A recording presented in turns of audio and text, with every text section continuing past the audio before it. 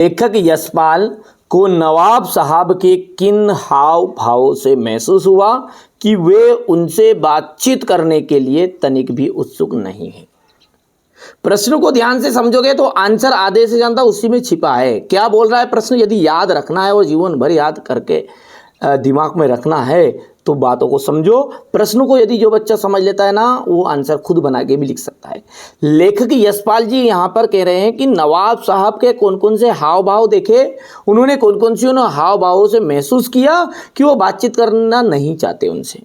तो सीधी सी बात है, किसी भी व्यक्ति का विचार कब नहीं रहता है बातचीत करने का, कि जब वो अपने को देख के असंतोष उसके मन में पैदा हो, उसे लगे कि मेरा खुशहाली में ये भंग भरने आ गया है।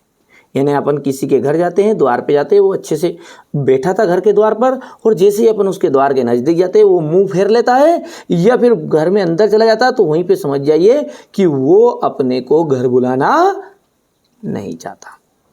ठीक है, तो उसी तरह लेखक जैसे ही डिब्बे में पहुंचे, तो उन्हें एक सफेद पोष बैठे दिखाई दिए। लेखक को देखते ही उनकी आंखों में असुविधा का भाव दिखाई दिया।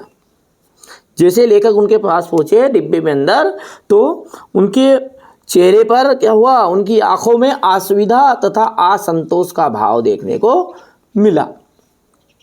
उन्होंने लेखक के प्रति किसी भी प्रकार की उत्सुकता नहीं दिखाई कि आइए बैठिए। अपन बोलते हैं ना, बोलते कोई भी अपने पास आता था, आइए साहब पानी पीजिए, ये ना आओ साहब कहाँ से आए, ये ना वो। तो इस तरीके का कोई सा भी भाव उसके मन में नहीं दिखाई दिया।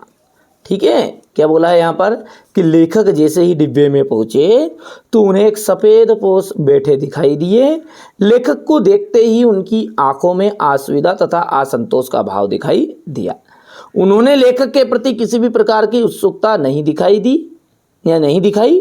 इससे लेखक ने महसूस किया कि नवाब साहब उनसे बातचीत करने के लिए तनिक भी उत्सुक नहीं है।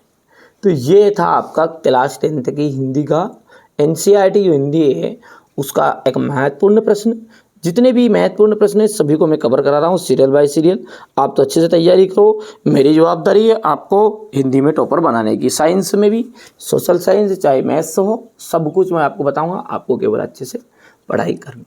चलिए तो मिलते हैं अगले वीडियो में।